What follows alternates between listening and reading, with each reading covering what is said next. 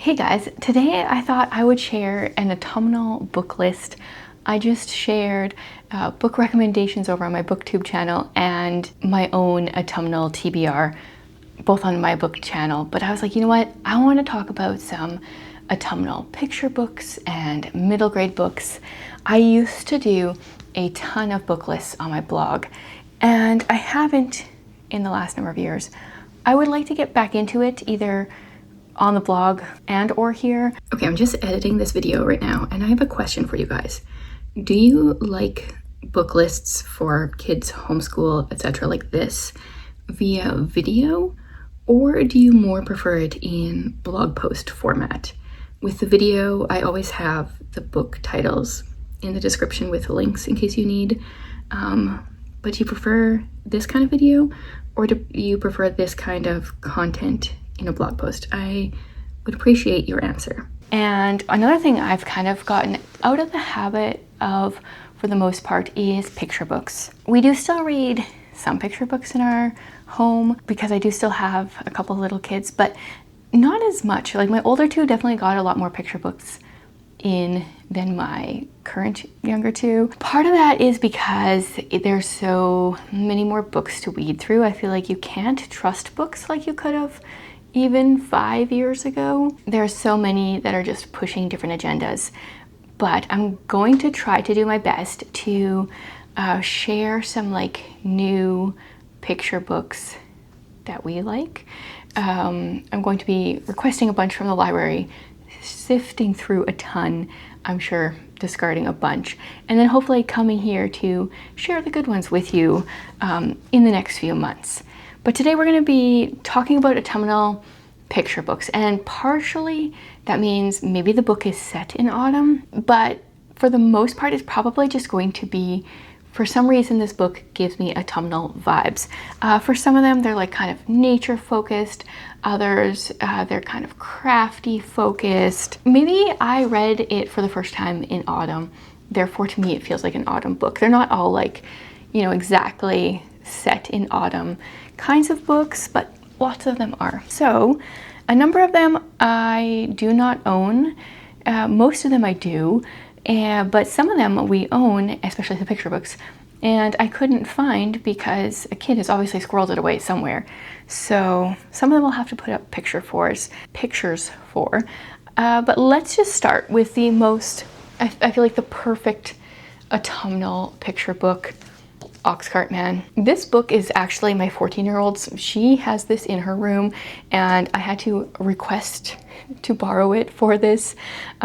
She loves this so much, and it is just the perfect seasonal story of a family that, like, it goes through all the seasons actually, but it talks about how the Oxcart Man fills his cart in October with all the things that him and his family grew and made in the last year. It tells you everything that he packs, that they made and grew, and then he comes to sell it. And then he makes his way back home where they started all over again. He starts making a new yoke. His wife is making flax into linen. His daughter's embroidering linen. And it's just a very like handicraft from the earth, make and grow your own stuff, sell your stuff so you can buy some stuff. It's just got all those good vibes. This one is actually another one that takes place all year, but because the colors are so autumnal, I feel like it's an autumn book. The Year at Maple Hill Farm, and it goes through every month and some things that happen on the farm that month. I find the illustrations really cute. Like this cat is adorable. It's very simple, but adorable. And obviously like the autumnal colors, I feel like those pages are just the best looking. So definitely recommend that one. This one is not technically autumnal at all. The Paper Dolls by Julia Donaldson, but it is one of my like top 5 favorite picture books. It's about a girl that makes these paper dolls and they have these adventures, and it talks about memory, and it's just so sweet. It's one that we've read so many times over the years and I absolutely love it. I have 2 different copies of Flower Fairies in Autumn. I have like the full Flower Fairies book plus this separate autumnal one.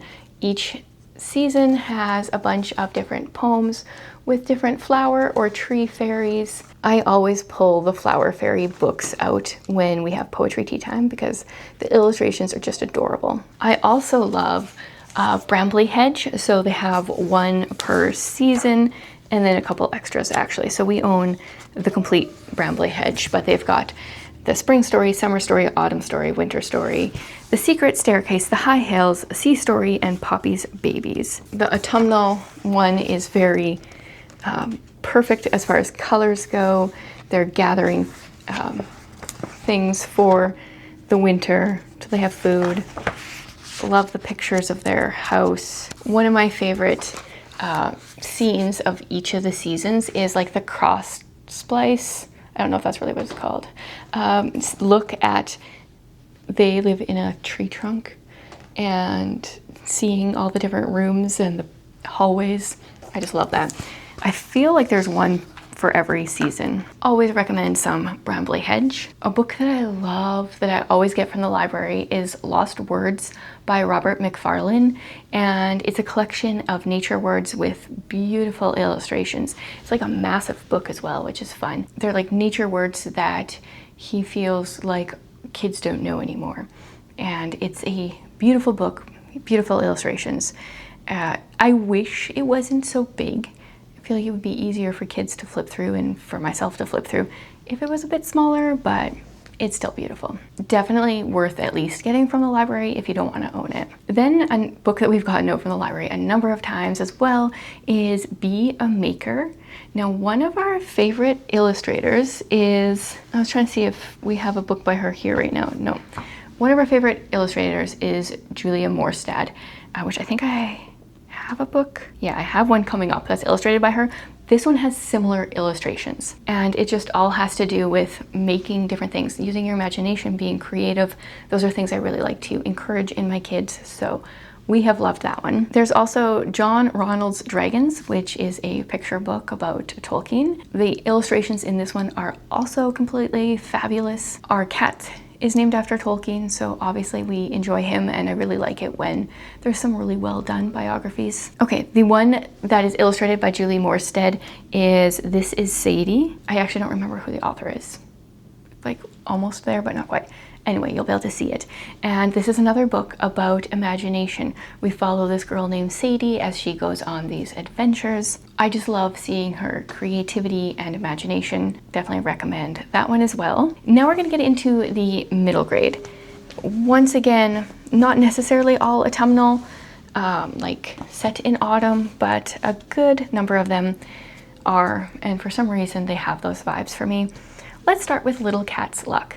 This one is kind of, well, quite autumnal because Little Cat sees a leaf go fluttering by, and there is a cut, I think, in her door, and she follows it and she gets lost. And this is a novel in verse with pictures about Little Cat. I love this. I think Little Dog Lost came first. They don't have anything to do with each other, but I highly recommend both of them. It says it's a companion too, but it has nothing to do with the other one. And we just follow Little Cat as she's lost and is trying to figure out how to get home. And she comes across a not so nice dog, and it's just the sweetest story as she has some struggles. And I've read it numerous times just myself, and then numerous times to my kids. It's the kind of book where we would read it for a period of time, and then when it was time to stop, they're like, no, we want more. Definitely recommend it. And I find it's actually very easy to read out loud. I'm not sure that all novels in verse always are, but this one and Little Dog Lost both are. Okay, here's a little bit more of a hard-hitting one. Pictures of Hollis Woods. So in this one, we're following a girl named Hollis Woods who is in foster care. And she goes to live with this lady. Her name is Josie. She's an elderly artist, and it comes out pretty soon that Josie is kind of losing her memory a little bit, but she is like, her home is a really good place for Hollis to be. And Hollis also has these like flashbacks to a previous home. It is super short, 166 pages, so well written. I'm pretty sure it made me cry. Definitely recommend it. Oh, I also didn't grab The Wednesday Wars, another book that lives in my oldest room. I tried to figure out which of Gary D. Schmidt's books I was going to recommend on here, and I decided why not start with like the best, maybe? It's kind of hard to pick, but we follow a boy named Holling Hood. He's going into 7th grade. He's sure his teacher hates him. She gets him to do some Shakespeare. Both halves of the class, so like the entire class except him, are off doing some religious thing Friday afternoons or something. There's like the Jewish kids, and then I don't remember what kind of kids, and then his Christian religion is like a little different than the other kids, so he's at school. This is set in the late 60s, early 70s during the Vietnam War. There's elements of that throughout. Just a great book altogether, and one that has made my daughter like more interested in Shakespeare. It's one of the reasons that she's interested in reading Shakespeare, so that's always a bonus. Then we've got Margaret Peterson Haddock's The Strangers. This is a book with these cute little chapter illustrations. So we follow 3 siblings, and you can tell who has each chapter because of the picture. And right at the beginning of the book, they come home from school and their mom is kind of distressed. The news is saying something about these 3 siblings that have gone missing, and they just so happen to have the same names as these 3 siblings and the same birth dates. And so they are curious. Then their mom goes missing. So they start to look into it. This is a trilogy and a quick series. Always, my opinion, the first book is the best, but you definitely got to finish the series. Then if you want to go a little bit creepier, we've got The Screaming Staircase by Jonathan Stroud. This is a series. I don't know how many books are in it. I have never read beyond book 1. So London has ghosts, but it's only, and they're not always friendly, but only young people. I think you have to be under 16 or something can see these ghosts and eradicate them. So there is a company called Lockwood & Co. that employs these younger kids to eradicate ghosts. The plucky and talented Lucy Carlisle teams up with Anthony Lockwood, the charismatic leader of Lockwood & Co., a small agency that runs independent of any adult supervision. And then after assignment leads them to both a grisly discovery and a disastrous end, they and their sarcastic colleague George are forced to take part in the perilous investigation of Combe Carey Hall, one of the most haunted houses in England. Honestly, this was a really fun read, and the audiobook was really good. This one, I don't know if it's autumnal, but it's about books, and that's Book Scavenger. So this is a book where we follow 12-year-old Emily. Her family is moving to San Francisco, where her literary idol, Garrison Griswold, the creator of the Book Scavenger game where books are hidden and clues to find them are revealed through puzzles, but then he gets attacked and it ends up derailing the launch of his new game. So she and her friend James discover an odd clue, they follow it through. I would love Book Scavenger to be an actual thing.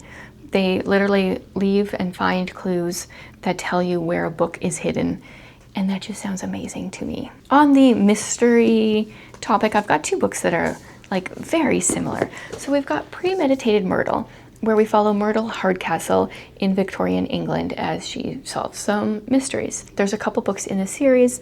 There's always a death that she has to solve, like a murder she has to solve. This book has great footnotes that are sarcastic and funny, and I love the humor in this series. And then there's Aggie Morton Mystery Queen, which is a young Agatha Christie and her best friend Hector, I don't remember what his name is in here. It might be Perot as well. So we're following Aggie in 1902 as she also finds some dead bodies. She has what her mother calls a morbid preoccupation, and she spends her solitary hours composing ghastly tales and fictional endeavors for made-up friends. So if Agatha Christie was a kid solving her own mysteries and murders, that's what this book is. Also a great series. I believe both of these series are done. I definitely wasn't ready to be done them, but I think they ended at good times. Then we have Wish. This is, okay, there's like obviously a foster care theme, which is fair because I'm interested in that.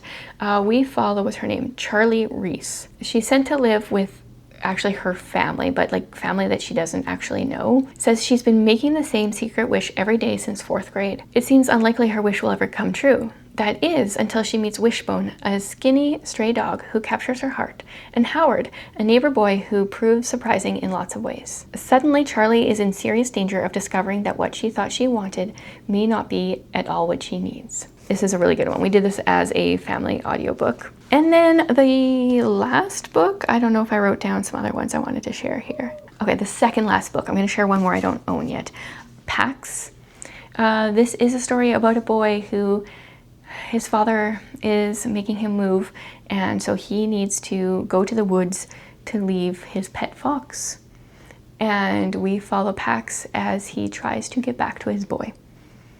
Yeah, it's a bit of a tearjerker, but it's a must read. And then the last one I want to share is The Mystery of Black Hollow Lane. This one has like a nice creepy cover. It's honestly not as creepy as the cover looks, but we follow a girl named Emmy. Her dad disappeared years before. Her mother is a like parenting, does it say in here? No, she's like a parenting superstar, and she has a TV show or something, or she's going to. So she ships Emmy off to boarding school in England. But right before Emmy leaves, a mysterious box arrives full of medallions and a note saying that they belong to her father. When she goes to boarding school, she finds like these same symbols etched into different things like the walls and stuff of her school. So obviously she's trying to figure out where the connection is with her father's disappearance. I think this is a series. I honestly don't remember if I read beyond book 1, but I did enjoy it. Okay, so I'll stop there. If you guys have some autumnal picture books, or even honestly just any picture book recommendations right now, especially newer stuff that's good, let me know. And also autumnal middle grade books. I could have added more onto the list, but have to cap it somewhere. And if you're interested in more picture book and middle grade book lists, let me know what kind of topics you would like to see lists on. And then I think from now on, I'm probably going to be posting every other week here for the foreseeable future. I want to try to be consistent here, but weekly is a little bit too much for me to be consistent, considering I also have my booktube channel. So I think every other week will hopefully work, or at least I will try my best to do every other week. So if all goes well, I'll be back in 2 weeks with another video.